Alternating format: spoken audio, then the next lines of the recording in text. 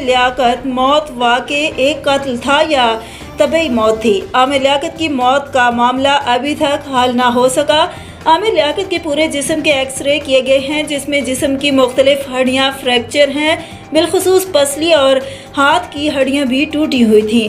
आमिर लियाकत के एक मुलाजिम के मुताबिक उनसे एक मशकूक शख्स मिलने आया था, लेकिन ये अभी तक पता नहीं चल सका कि वो मशकूक शख्स कौन था। एक मुलाजिम का ये भी कहना है कि आमिर लियाकत के कमरे से चीखों पुकार की कुछ आवाज़ें भी सुनी गई, लेकिन जब आमिर लियाकत के कमरे को खोला गया तो उसको मुर्दा हालत में पाया गया। जब उसको अस्पताल ले जाया गया तो डॉक्टरों ने तस्दीक की कि उनकी मौत पहले ही हो चुकी थी। पुलिस ने आमिर लियाकत हुसैन के मेडिकल करवाने के लिए जिद भी की, लेकिन उनका मेडिकल ना करने दिया गया। इस बात से ये सारा मामला मशकूक नजर आता है। अभी कबल अज़ वक्त कुछ नहीं कहा जा सकता जब तक कोई हक़ाइक़ खुलकर सामने ना आ जाए। यह अब सिंध हुकूमत की जिम्मेदारी है कि वो उसकी तहकीकात करवाती है या नहीं। और ये मेडिकल एक्सरे रिपोर्ट भी सिंध हुकूमत की तहवील में है, लेकिन ये सोशल मीडिया पर वायरल हो गई हैं।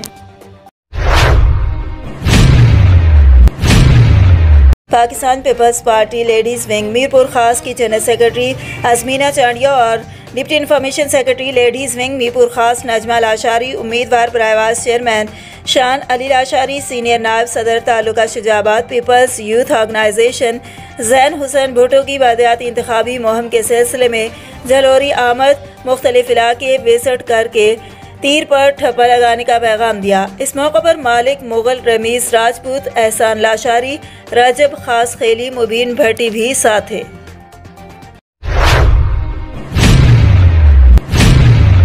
खबर शामिल करते हैं रायगढ़ के इलाके भाई कोट से, जहां पर बिल्कुल हल्की सी हवा से ट्रांसफार्मर और पोल जमीन पे जा गिरे। तारें टूट गई, कोई जानी नुकसान नहीं हुआ। पोल और ट्रांसफार्मर गिरने की वजह सामने आ गई। जब ये न्यू पोल और ट्रांसफार्मर एक हफ्ता पहले लगाए गए तो इनको सीमेंट बजरी के साथ नीचे से नहीं भरा गया। कच्ची मिट्टी की वजह से थोड़ी सी ही हवा से सारा काम उलट पुलट हो गया।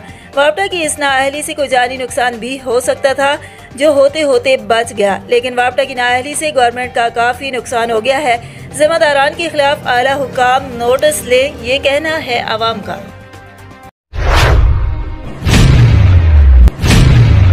मुस्तफ़ा वेलफेयर फाउंडेशन के तहत इस्लाम नगर फैसलाबाद में एक रोज़ा फ्री आई कैंप साबिर हुसैन की रिहाइशगाह पर लगाया गया, जिसमें जिले सदर नासिर कादरी ने खुसूसी शिरकत की। मुफ्त चेकअप और सफ़ेद मोतिये के मरीजों के मुकम्मल टेस्ट करके डोगर वेलफेयर ट्रस्ट की डॉक्टर्स की टीम ने ऑपरेशन के लिए वक्त दिया।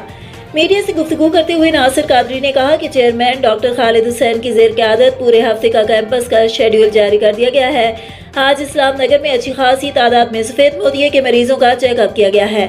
अल्हम्दुलिल्लाह अल मुस्तफ़ा वेलफेयर फाउंडेशन के कारकुनान और जिम्मेदारान दिन रात दुखी इंसानियत की खिदमत पे मसरूफ़ अमल हैं।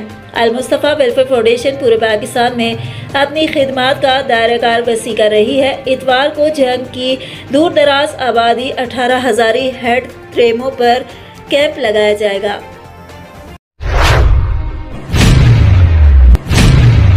गवर्नमेंट हाई स्कूल नंबर 1 कामुनकी के प्रिंसिपल ने गाड़ी छोड़ के स्कूल आने जाने के लिए बाईसाइकिल ले ली है और अब बाईसाइकिल पर आते जाते हैं और इसमें कोई हिचकिचाहट नहीं है। कौम बनाने के लिए सरबराह को खुद मिसाल बनना पड़ती है।